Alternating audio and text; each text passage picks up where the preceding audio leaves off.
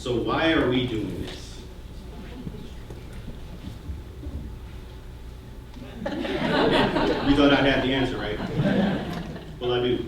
So we'll talk a little bit about that in our outcomes, but also we want to make sure that as we handle something so broad, that we find context for our division, for our university.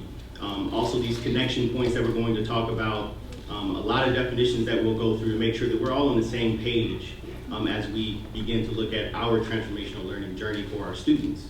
We'll talk about our proposed outcomes, part one, looking at definitions. So we'll actually look at some of the research, what the research says, what we found with some of our students, what the students are experiencing, what the students are talking about as far as what changed them, what we think transformative learning is. So we'll actually come to our own understandings of a definition of what transformative learning is for us. We'll provide you some examples of both what principles are and elements and make the distinction between the two and why those are important across the domains of learning and service. Part two, we're going to put you to work. This is really a work session. So as much as I'm sure you all really wanted to eat snacks and listen to us talk for 3 hours, you can still eat snacks.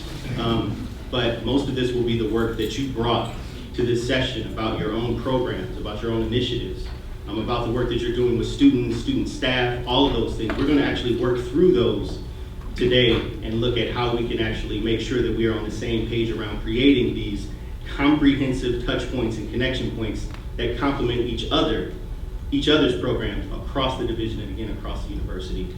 So that's a lot of what part two will be. Again, just discussing how we understand what and how our students are actually experiencing these programs. So we have a lot of thoughts that we'll talk about, many of which are not on the slides. We'll talk a little bit about what our programs look like across the division, how we can connect those, and that's what a lot of our conversations will be, given the prompts that you all will be provided on the worksheets and through Canvas.